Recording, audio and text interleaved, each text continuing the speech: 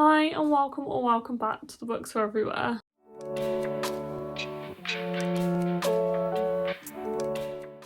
So today I am going to go through books I want to read in 2023. So instead of anticipated releases, this is books that are actually on my physical TBR that I already own and I really want to get to this year.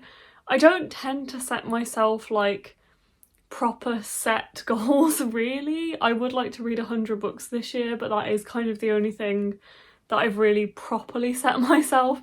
But this isn't a video for goals, this is basically just a video for books that have kind of jumped out at me recently as I really need to read this year, or I need to consider like getting rid of it because am I ever going to read it basically. I feel like I could put my whole physical TBR on here because obviously I want to read all of the books that I have on my physical TBR or I wouldn't own them. But there are some that I have in my room that I'm like, I really need to get to that soon. Whereas there are others that I'm like, I'm not in a rush to get to it. Like, yes, I would like to read it, but I am happy keeping The Lord of the Rings for the rest of my life. Like, that is a classic. I'm happy to keep my Agatha Christie set for the rest of my life. Like, there is stuff that I collect, and I collect all of my books, but there's stuff I collect and I think, you know, I will enjoy that at any point in my life and I will always want to read that, hopefully. There is things like a Game of Thrones that I've actually been collecting for years and years and years because I'm looking for specific editions, and if I see a specific edition and I don't own that book, I buy it. I'm not in a rush to purchase the rest of those because I know I'm not going to read them anytime soon, and that's okay, that's just the decision that I have made. Whereas there are others that I think I really want to get to that for whatever reason. So basically this is a video for those books that have been jumping out at me as I really want to get to them this year. And I'm just going to take you through them, not really what they're about, but more like why I would like to read them this year, why they're more of a priority to me. There is a selection of standalones and there's a selection of series, so we are going to start with the standalones in no particular order. So just grabbing a random one off my pile, I have picked up The Summer I Turned Pretty by Jenny Han. I actually bought this one at the end of last summer, so I didn't quite get to reading it then, so I've put it on my TBR for this summer. This is one that I wanted to read ever since the Prime TV series came out because honestly it looked really good, and I really like the To All the Boys I Loved Before Netflix adaptations, and I do honestly like the books quite a lot as well. I read the second and third one for the first time a couple of years ago and I didn't think I would enjoy them as much as I did, considering I am not really the target audience for them anymore, and I feel like this one could be the same. I always was not really interested in this series, but knowing how much I love the To All the Boys adaptations, I feel like I could feel the same about this one, and then I would want to read the book. But this one was just a little bit too late by the time I actually picked it up to read it still in the summer period, so I would like to read this summer. I don't know too much about this one. I know it is set in like a love triangle in the summer. I think they go to like a beach house, and this is like her first, Belly's two first crushes, and they I think are brothers, or they are very close friends of hers, so they're people like these two boys that she's known all her life and she basically has to pick between them. So not really a love triangle, there's another word for it I'm sure, but yeah, she has to pick basically. And yeah, I'm hoping to get to this one this summer. The next one, and these are really random, is Concrete Rose by Angie Thomas. This is just because I have owned this book ever since it came out. The publishers actually sent me a copy, so thank you to Walker for sending me a copy. But this one is just one that I really need to get to because it's been so long since I read The Hate You Give, and I really enjoyed it, but I do find Angie Thomas's books quite hard to get into sometimes, so I just kind of feel like I need to read this one like not any longer after I read The Hate You Give than I already am. Like, I probably need to read this one 2 years ago, or whenever this book actually came out, 2021, so yeah, about 2 years ago, because it has been so long since I actually read or watched The Hate You Give, and I did want to get to this one fairly soon after release. I was very excited for it, but I've still not got to it. This is a prequel to The Hate You Give, which is following Star's dad when he was a teenager, if I remember rightly. And I do really want to read it. I just feel like I haven't got there yet. I'm a bit daunted because I do find her books quite hard to get into sometimes. And I feel like it's been too long, but it's just gonna get longer, so I need to pick it up before too long. The next one is Legends and Lattes, and this one is actually a really recent release, so you might be a bit surprised to see this on this video, but this is honestly because I want to read this in the winter period and I want to read it soon because I've heard nothing but good things about this book. It sounds like it's going to be such a cozy, escapist book. It's set in a coffee shop, set in this fantasy world, and also the publishers Tor sent me this copy, so thank you so much to Tor. I was very excited to receive it and I do really want to get to it while it's still cold and wintry because I've heard it's really, really cozy and really comforting. So I'm putting this on here to try and hold myself accountable to read it before spring, if I can. So I've got a couple of months there to try and get to that one. And the next one is Only Mostly Devastated by Sophie Gonzales, and this is basically, I need to get to this soon because I don't think it will be for me in a couple of years' time, because this one is young adult and it does sound like it is quite young as well, but I have heard really, really good things about this author. It's not something I'd have necessarily picked up, but we did have this proof copy sitting at work, so this came out in March 2020. And I did decide to pick it up because I've heard such good things about this author. I've heard this is really funny. It's a queer reimagining of Grease. I'm not a big fan of Grease. I've actually only seen it once and I saw it in a drive-through cinema.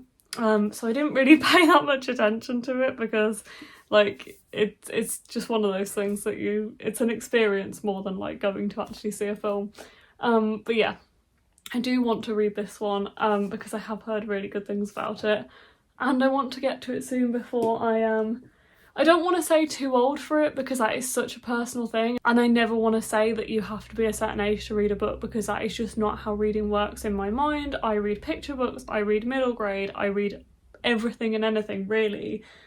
I just think this one might not be to my personal taste in a couple of years' time, and I might enjoy it more now if I actually read it now. The next one on this list is The Switch by Beth O'Leary, or The No-Show by Beth O'Leary, just either Beth O'Leary books that I haven't read yet, because I read The Flatshare and I absolutely loved it and I sped through it, so I know I'm going to speed through these, I just haven't picked them up yet. And I don't really know why. They both really appeal to me and my mum's already read both of them as well and enjoyed both of these. But I do feel like this could be the case that I think The Flatshare is going to be my favourite, so maybe I don't want to try the other two. But Alix really, really loves The No-Show and I'm sure she loved The Switch as well. So I do really need to pick either of them up. This one is following two women. One is a young woman who's newly single and lives in a small Yorkshire village, and one is an OAP who lives in London, and they basically swap where they're living and see how it changes their lives essentially. But yeah, I do really need to get to this one at some point soon.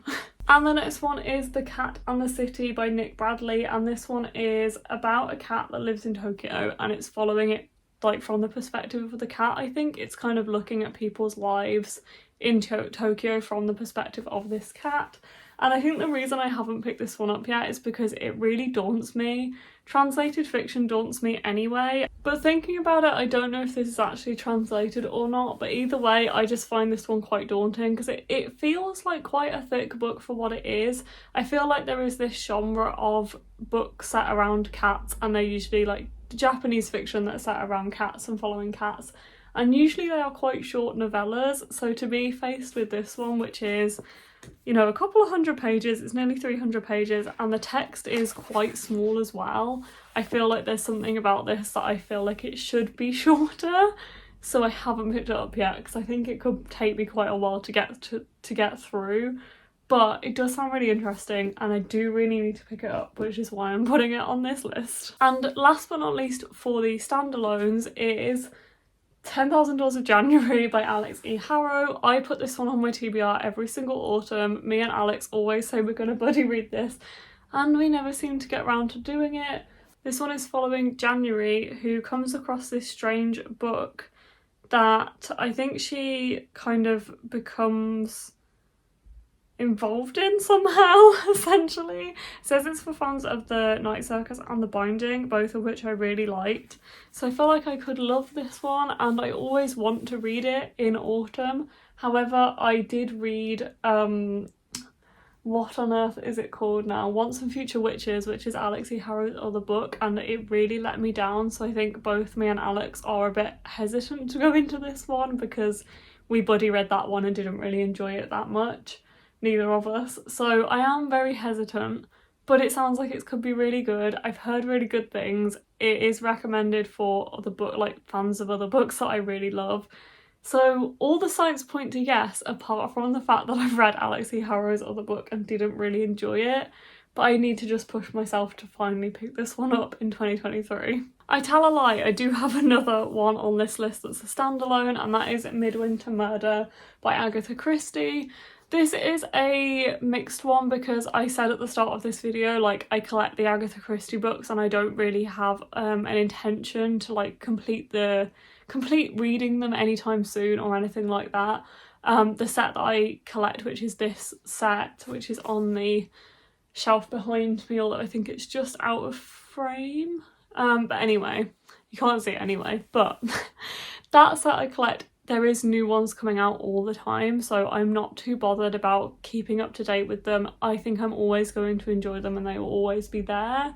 However, I bought that set in January last year and I've only just gotten around to starting some of them, so I do still want to focus on reading at least some of the Agatha Christie set this year that I have already, including the ones that are seasonal like this one here. There are a couple of seasonal ones that are coming out this year as well. There's spring one and an autumn one lined up as far as I remember. But I need to read this one before the winter is out because I have owned it for a year now and that's 2 winters and I've still not read it, so I would like to read this one very soon. I would also like to try and read Murder on the Orient Express soon because to me that is very wintry. Have actually watched the 2019 adaptation of that and it was very snowy, so that's kind of all I see in my head. So I do know how that one ends, but I still want to read it. And also this one's a short story collection set in winter, so yeah, need to read this one soon. Aren't they so pretty though? Okay, now for the series. Now I really feel like I could have put all my series on here because I always want to get through my series and I never seem to because I'm always really daunted by them for whatever reason, or there's always reasons like they're not completed or things like that. So I always try and focus on my series and actually get them down, but maybe I should focus on them even more this year. I don't know. But yeah, I have added a few series to this list as well that I want to focus on this year. This is not complete. There are more that I want to focus on, but I just tried to pick the ones kind of at the top of my list. The first one is, this is not the first book. The first book is called The Bright and the Pale, and this is a I think it's inspired by Russian folklore and it's a polar fantasy, and I read the first one, The Bright and the Pale, on audiobook last year and actually really enjoyed it, and this is the second book and it's only a duology, so there is only 2. But because this is a polar fantasy, I do want to try and finish it in winter. However, I also want to reread The Bright and the Pale because although I did enjoy it, when I read it the first time, I kind of wanted to read it again in the physical format, and I thought I will do that when the second book comes out, and the second book is out now, so I do need to get to that. I did enjoy it. I think I just didn't connect to it as much as I wanted to, and I felt like I could get more out of the story, which is why I went for that decision. But yeah, these are very beautiful. These are the Fairy Loot editions and I do love them, and I desperately need to reread the first one and read this one before winter is over. We'll see if I can do it. And again, this isn't in no particular order, but the second one is These Broken Stars by Amie, Kaufman and Megan Spooner. I have had these for the longest time. Like, these might be the oldest books on my TBR because someone bought them for my birthday years ago, like 5-6 years ago, I want to say, quite a while, and I still haven't got to them because I loved Illuminae, loved it, but I didn't love Gemina and Obsidio at all, and I've kind of heard that this one has the same problem. So I felt like Gemina and Obsidio were retelling Illuminae, and Alix has said to me that she felt the same with this series as well. So although I do want to read them, I feel like every time I go and pick them up or think about picking them up, I just feel like it's going to be the same issue and I'm not going to enjoy them that much. So I am very hesitant because of that. But I do really need to pick them up because they have been on my TBR for the longest time.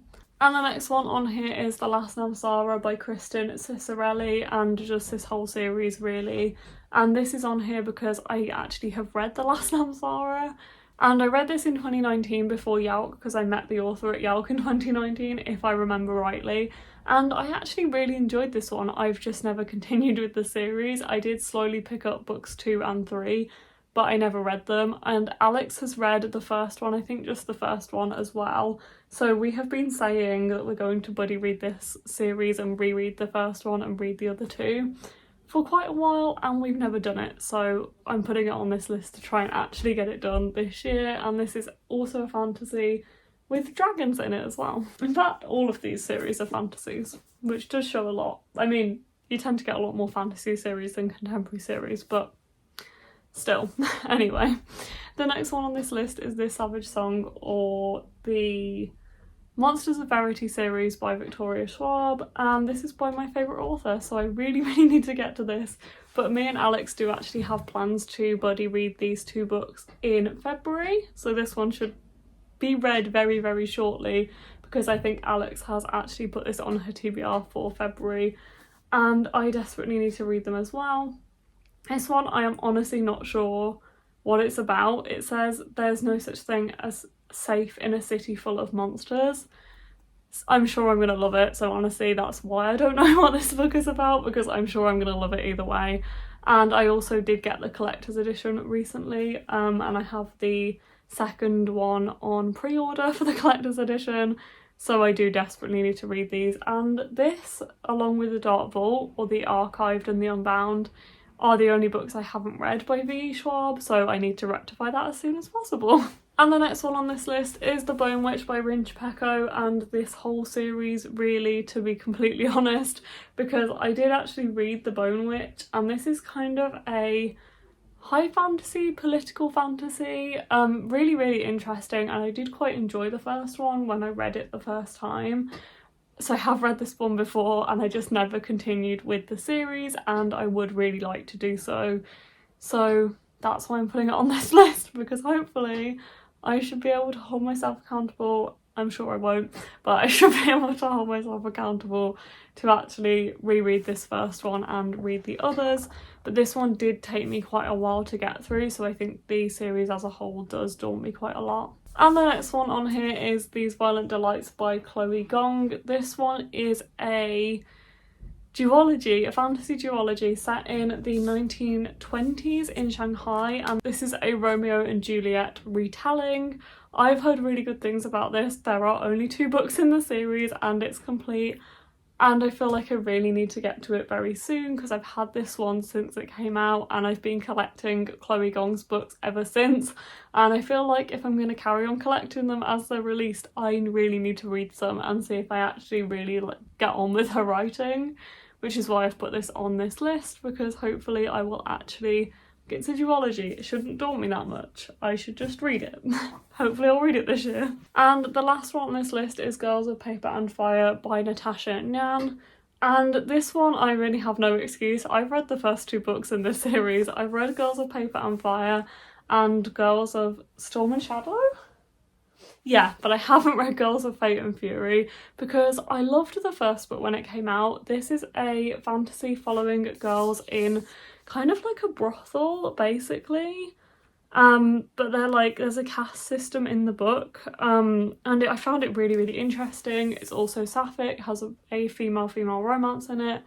Really loved the first book, and then when I read the second book when it came out, it didn't capture my attention as much, so I decided that I wanted to reread the first 2 and read the last one like back to back when the last one came out. Now the last one came out quite a while ago and I still haven't done that because I just very much don't often reread things, and I need to just commit to like rereading the start of series again when I need to, because I just feel like I didn't get as much out of the second book because I wasn't as connected to the characters.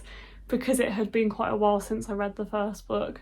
So I do just need to commit to rereading the first two and reading this one as well. But I think this is also something that Alix wants to do, because either she's done the same thing as me or just read the first one, if I remember rightly. So this is another one that is on our list to hopefully buddy read in the future. Maybe it is on her TBR for this year as well, I'm not sure. Anyway, those are all of the books I would like to get to in 2023. As I said, obviously I would like to get to my entire TBR in 2023. These are just some of the books that really jumped out to me as books that I really want to prioritise and I feel like I am like stagnating on essentially. But I hope you've enjoyed this video. Let me know if there's any that you really want to prioritise in 2023 and I'll see you in the next one. Bye!